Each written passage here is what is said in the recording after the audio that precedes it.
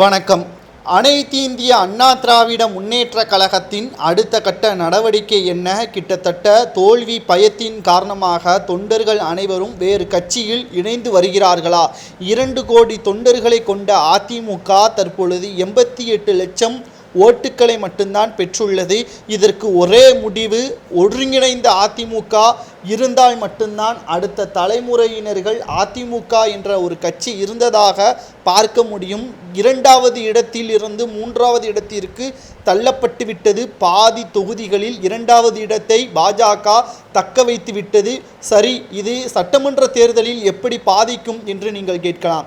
இதே கூட்டணி சட்டமன்ற தேர்தலிலும் பாஜகவிற்கு அமைந்தால் நிச்சயமாக 3வது இடத்திற்கு, அதாவது எதிர்க்கட்சி அந்தஸ்தை கூட இழக்க நேரிடும். என்றைக்கு ஒற்றுமை என்ற ஆயுதம் ஒற்றுமையாக இருக்கிறதோ அது மட்டும்தான் பாஜக, நாம் தமிழர் மற்றும் பாமக போன்ற அனைத்து கட்சிகளும் ஒருங்கிணைந்து செயல்பட்டால் மட்டும்தான் திமுகவை வீழ்த்த முடியும் என்று அரசியல் பிரமுகர்கள் கூறியுள்ளார்.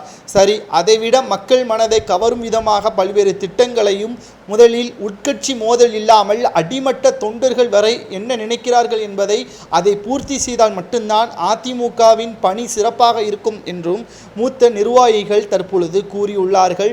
அடிமட்ட தொண்டர்களும் அதைத்தான் விரும்புகிறார்கள். புரட்சி தலைவர் எம்ஜிஆர் அவர்கள் சிங்கப்பூரில் மருத்துவமனையில் அனுமதிக்கப்பட்ட போது கூட வெற்றியடைந்தது எப்படி? அதிமுகவின் தொண்டர்கள் செய்த வேலைகள்தான். ஆனால் தற்பொழுது இருக்கக்கூடிய அதிகாரங்கள் படைத்த அதிமுகவின் நிர்வாகிகளும், மேலும் அமைச்சர்கள், முன்னாள் அமைச்சர்களும், முக்கியமான பதவியில் இருக்கக்கூடியவர்களும் தொண்டர்களின் மனநிலையை தெரிந்து கொள்ளாமல் அவர்கள் தங்களது விருப்பம் போல் செயல்படுவதுதான் தற்பொழுது அதிமுகவின் தோல்விக்கு அடித்தளமாக மாறிவிட்டது என்ற தகவல்களையும் நம்மால் பார்க்க முடிகிறது.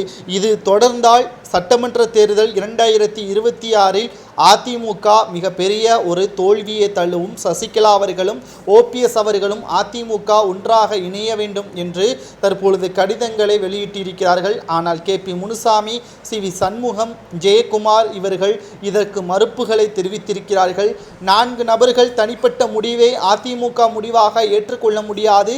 ஒட்டுமொத்த தொண்டர்கள் என்ன நினைக்கிறார்கள் என்பதை முடிவு எடுத்ததற்கு பிறகுதான் அதிமுக ஒன்றிணைய வேண்டுமா வேண்டாமா என்பதை அதிகாரப்பூர்வமாக வெளியிட வேண்டும் என்று அதிமுகவிற்கு கோரிக்கைகளையும் போஸ்டர்கள் மூலமாக தற்பொழுது தொண்டர்கள் ஒட்டி வருகிறார்கள். இது சரியான முடிவாக அமையுமா என்பதை உங்களது கருத்துக்களை கமெண்ட் வாயிலாக கூறுங்கள். நிச்சயமாக அதிமுக ஒன்றிணைந்தால் மட்டும்தான் திமுக என்ற தீய சக்தியை ஒழித்து கட்ட முடியும் என்று அதிமுகவின் நிர்வாகிகள் இணையதளங்களில் வீடியோவாக பதிவிட்டு வருவதை பற்றி மறக்காமல் உங்களது கருத்துக்களை கமெண்ட் வாயிலாக கூறுங்கள்.